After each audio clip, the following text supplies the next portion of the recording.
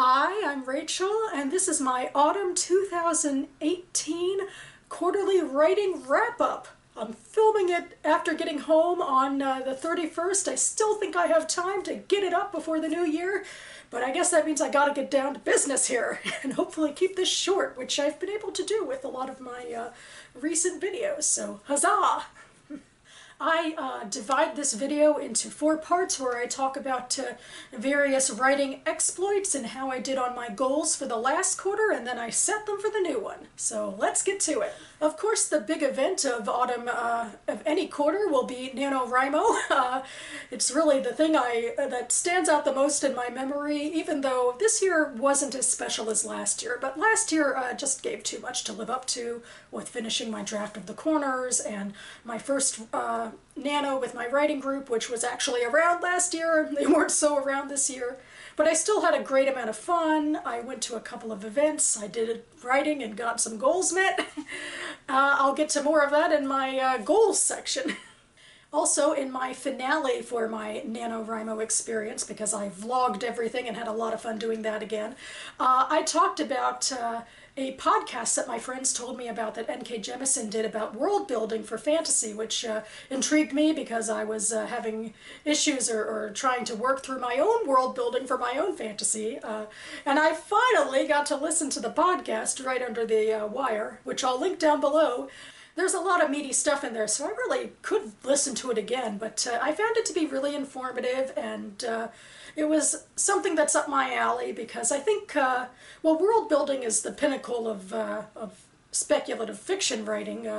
It's the cornerstone of the genre, creating a world that is unique from our own to a certain degree, but I feel like people go in 2 different directions with that, to be general about it. One direction is escapist, and the other direction is about using a different lens to talk about real human issues, and that's what Jemisin does, and that's what I'm intending to do, so it was a really good fit. The podcast was a very condensed writing exercise that she does with a group in person, but in general she told us to think about geographical concerns for a land, but also sociological concerns. And both of those made me want to revisit Israel, which I've been wanting to do anyway, but Israel is the inspiration for both the geography and a lot of the sociological issues that I'm interested in. And my final big event, just the other day, right under the wire again, I decided after years of putting it off that it was really time to join the Maryland Writers Association. It's been an organization I've been aware of for a long time, and they do an annual conference about writing that I've been wanting to attend, and in the new year their early bird price goes up, so I knew I had to get in my membership before the new year. So I'll be doing that in March. I'll be going to that conference. They also provide a quarterly newsletter for members that I'm hoping to take advantage of, where they list opportunities and also the successes of members, and all of that is good for thinking about where next to go with my own projects. Already in finding and jumping around the Facebook page for the Montgomery County branch, I discovered a small book fest that takes place in Tacoma Park, which I had absolutely no idea about. I can't believe it. I'll definitely have to go next year.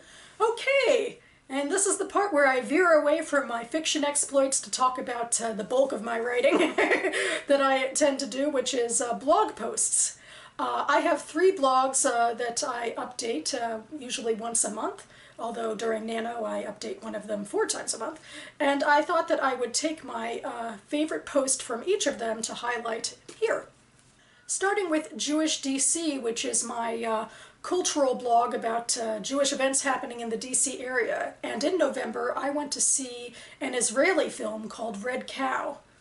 It's the story of a fundamentalist Jewish group that is trying to bring about the return to Temple Judaism of ancient times, and part of that is taking care of a red heifer, which is a biblical portend to bring that age back into existence. And our main character is the daughter of the leader of the group, or at least a prominent figure of the group, and she's not really into it as much as he is, and she is undergoing her own sexual awakening and trying to find herself. It's a very minimalist affair of a story, but it was thought-provoking too, so I wrote a review of it. Then I have Hava's Footsteps, which is a more broad pop culture and sometimes religious blog that I keep up. And that's the one where I do my Nano Blogmo project, where I write 4 posts in November about, usually about pop culture. And my favorite of those posts was titled something along the lines of representational drama and authorial intent in the Harry Potter franchise, because well, the second Fantastic Beasts movie came out in November, and everything is all aflutter, and there's been a lot of controversy about J.K. Rowling's writing and what has come out about her backstory for Harry Potter as she releases things through Pottermore and divulges things in the Fantastic Beasts films. And I tried to make sense of it all, because sometimes I think that the fandom is on point, but sometimes I think that there's some groupthink that's gotten a bit out of control, so I talk about it in the blog. And finally, just last week in my reading and writing blog, I finally finished the last Jewish novel published in English and in America in 2017, part of a reading goal that I set for myself. So I wrote a blog post where I ranked all of the books and linked to all of my Goodreads reviews, and it was fun. And in the spirit of these end-of-year best-of lists, even if it's a backlist. But now on to the meat of the episode, where I harken back to the goals I set for myself in September and see if I met them. My first goal was to write a short story for my October 15th writers meetup. And I'd had this goal on my to-do list for a few quarters now, but this time I finally accomplished it. I'm so excited. I wrote a small little 2,000-word story that I'm hoping to submit to a contest. My writing group seemed to like it, although anything pre-NaNoWriMo does feel like it's in a different epoch. It was my first project that I've shared with them that isn't part of my Corners novella, so I'm glad that we're going onward and upward. My second goal was nano prep, which was to use the rest of October to outline my novel, and I did do that. I did write sort of a bare bones outline for my novel. I think it's going to be my fantasy project.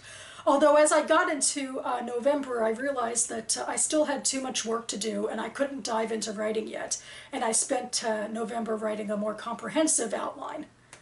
And my third goal was to write a NaNoWriMo novel. Although technically what I've been doing these past few years is being a rebel, and I don't just focus on a novel. I focus on various projects, and I make progress on all of them, and I feel good about my writing journey overall, rather than writing some piece of crap I never look at again, which is what I'd been doing for a few years in the past for Nano. So anyway, I guess I technically didn't do this, because I was hoping to actually write real chapters, and I didn't do that. I wrote a couple of scenes, but mostly I wrote outline stuff.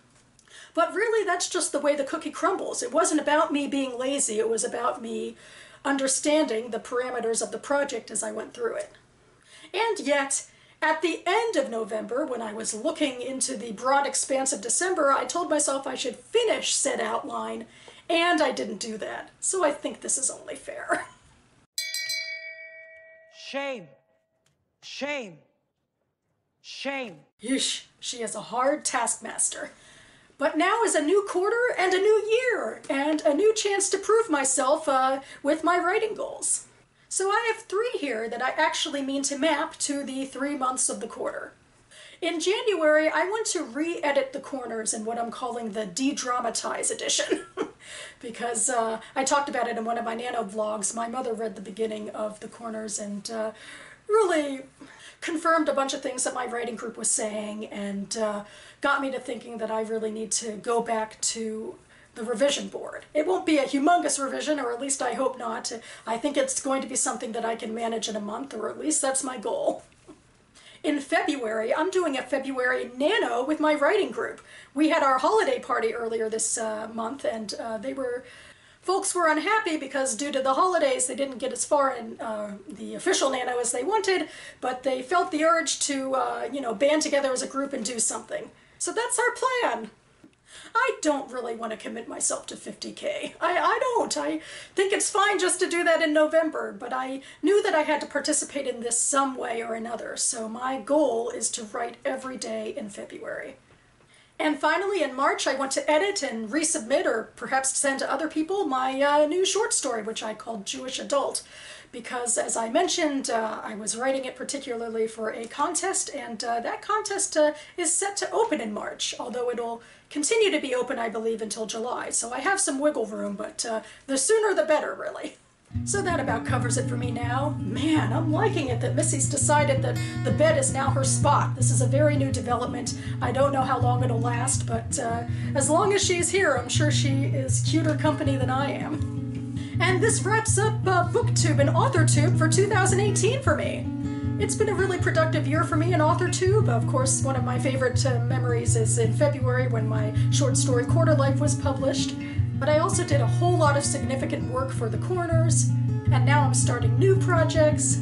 I think it's a great springboard for 2019. So I'll be signing off now and hope to post this ASAP, but I'll be back tomorrow in the new year to talk about what other people have been talking about all last month, which is favorite reads of 2018 and anticipated ones for 2019. So stay tuned. Keep writing, everyone. Keep reading. Happy New Year, and I'll see you next time.